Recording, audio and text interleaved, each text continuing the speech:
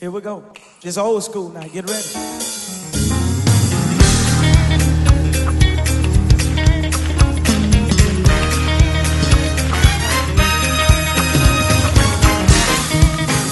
Put your hand together and get ready to give God praise and glory in this place.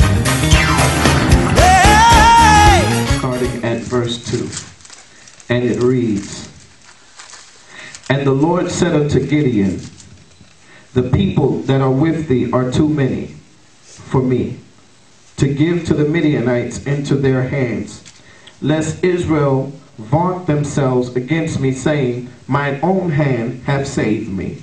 Whoa. Now therefore go to proclaim in the ears of the people, saying, Whosoever is fearful and afraid, let him return and depart early from the Mount Gilead.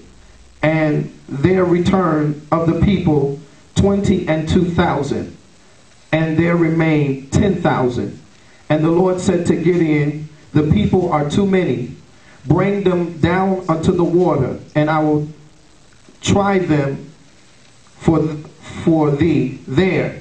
And it shall be that whom I say unto thee, this shall go with thee, the same shall go with thee. And of whomsoever I shall say unto thee, thou shalt not go with thee, the same shall not go. So he brought down the people unto the water. And the Lord said unto Gideon, Every one that lappeth the water with his tongue, as a dog lappeth, him shalt thou set by himself. Likewise, every one that boweth down upon his knees to drink, the number of them that lapped, putting their hand to their mouth, were 300 men, but all the rest of the people bowed down upon their knees to drink water. And the Lord said unto Gideon, By 300 men that lapped will I save you, and deliver the Midianites into thine hand. And let all the other people go, every man to his place. So the people took victuals into their hand, and their trumpets, and he sent them all the rest of Israel, every man unto his tent, and retained those 300 men. And the host of Midian was beneath him in the valley. And it came to pass the same night that the Lord said unto him, Arise and get thee unto the host, for I have delivered it into thine hand. But if thou fear to go down, go thou with Purah thy servant down to the host, and thou shalt hear what they say. Afterward shall thine hands be strengthened to go down unto the host. Then went he down to Purah, his servant, unto the outside of the armed men that were in the host, and the Midianites and the Amalekites and all the children of the east lay along in the valley like grasshoppers for multitude, and their camels were without number, as the sand by the sea side for multitude. And when Gideon was come, behold, there was a man that told a dream unto his fellow, and he said, Behold, I dreamed a dream, and lo, a cake of barley bread tumbled into the host of Midian, and came unto a tent, and smote it, and that it fell, and overturned it, that the tent lay along. And his fellow answered and said, This is nothing else save the sword of Gideon and the son of Joash and the men of Israel, for into his hands have God delivered Midian and all the host. Amen. Amen.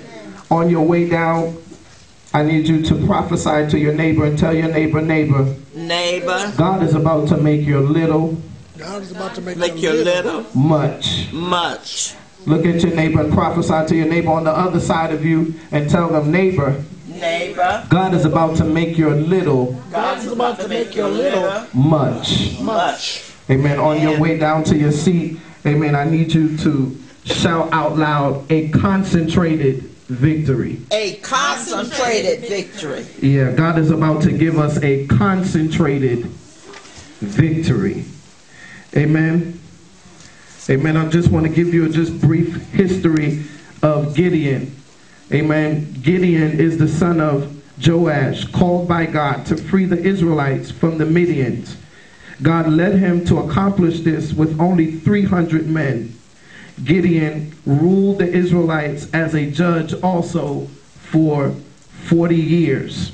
Gideon is also a type of deliverance aspect of the apostolic ministry.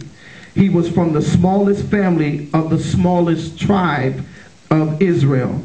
God calls him a mighty man of valor. While he was hiding from the Midians, this represents the grace of God in choosing apostles from humble beginnings. So the key to God using an individual in Gideon's case was his humility. Gideon was not a person that was puffed up and full of pride, but because of his humility, God used him gratefully. And anytime that God is getting ready to usher in a great deliverance, he always chooses one from among the people.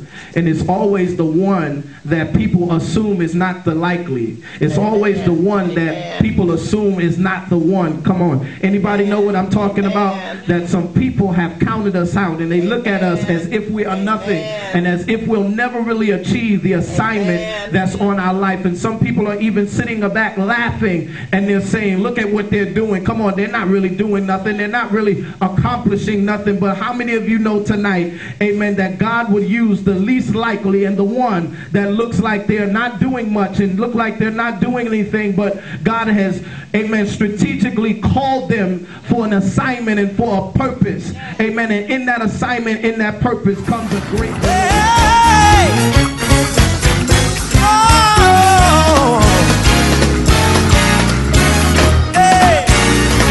frustration mounting up on every side.